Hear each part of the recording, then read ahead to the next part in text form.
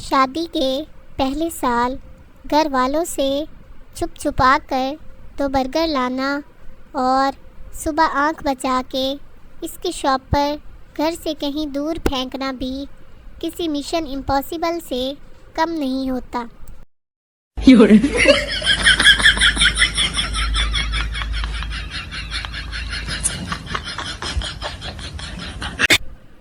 پپو: امی جی، اگر کوئی دیوار کے ساتھ سیڑھی لگا کر ساتھ والوں کے صحن میں جھانک رہا ہو تو کیا کرنا چاہیے؟ امی غصے سے: کتنی بری بات ہے، تم اگر کسی کو ایسا کرتے دیکھو تو سیڑھی کھینچ لینا۔ پپو: جی میں نے ایسا ہی کیا تھا، ڈیڈی نیچے گرے ہوئے ہیں، چل کر انہیں اٹھا لیجئے۔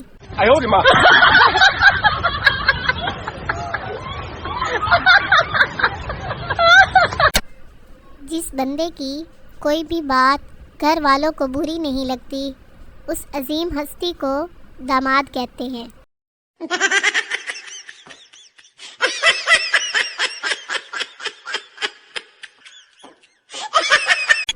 گھر میں سب سے چھوٹا ہوں، آدھی زندگی تو دروازہ کھولنے اور بند کرنے اور باقی کی آدھی پانی پلانے میں گزر گئی۔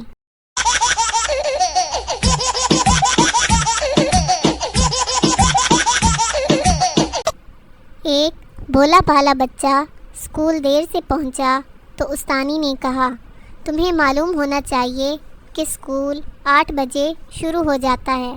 بچے نے انتہائی بھولے پن اور معصومیت سے جواب دیا، مس، وقت کی پابندی ضروری ہے، آپ میرا انتظار مت کیا کریں، اسکول شروع کر دیا کریں۔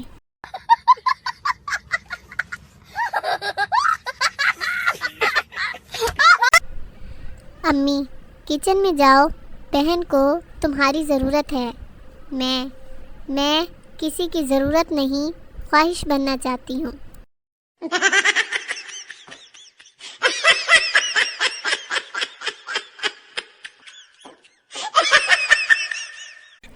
پپو کو سمجھ نہیں آ رہا تھا کہ چھٹی کے لیے کیا عذر پیش کرے۔ آخر اس نے استاد سے درخواست کی کہ مجھے اپنی دادا کی شادی کے لیے چھٹی چاہیے۔ استاد نے پوچھا، وہ اس عمر میں شادی کیوں کر رہے ہیں؟ پپو نے کہا، سر وہ تو نہیں کر رہے، میں زبردستی کروا رہا ہوں۔ No.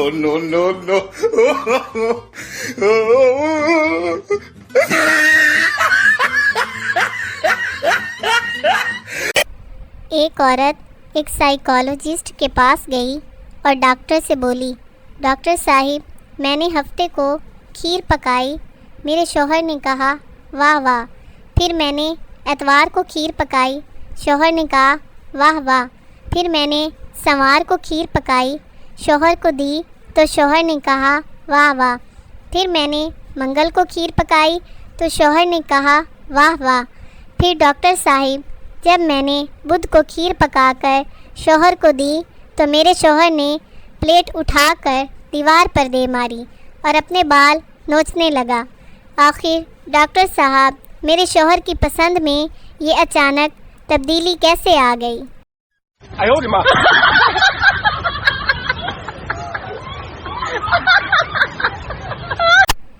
ایک صاحب نے دفتر سے فارغ ہو کر اپنی سیکرٹری کو ساتھ لیا اور ہوٹل میں کھانا کھانے چلے گئے۔ وہاں سے دونوں نے فلم کا پروگرام بنایا۔ اس کے بعد صاحب سیکرٹری کے ساتھ اس کے گھر بھی چلے گئے۔ رات گئے وہ سیکرٹری کے ہاں سے رخصت ہونے لگے تو انہوں نے اس سے پینسل مانگ کر اپنے کان پر پھنسا لی۔ گھر پہنچے تو بیوی نے تاخیر کی وجہ پوچھی تو صاحب نے سب کچھ سچ بتا دیا۔ بیوی فاتحانہ انداز میں بولی، جھوٹ، بکواس، تمہیں شو مارنے کی عادت ہے۔ مجھے معلوم ہے کہ تم دیر تک دفتر میں کام کر کے آ رہے ہو، پینسل ابھی تک تمہارے کان پر لگی ہوئی ہے۔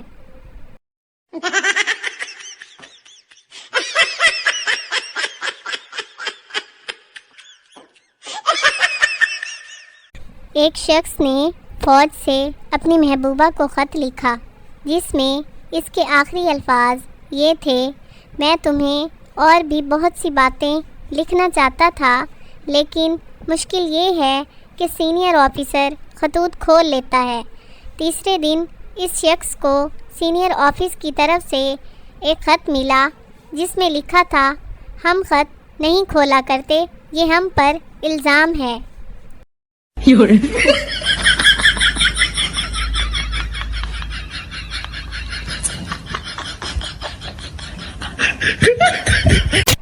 امریکہ میں ایک چور کسی جوہری کے گھر میں گھس گیا۔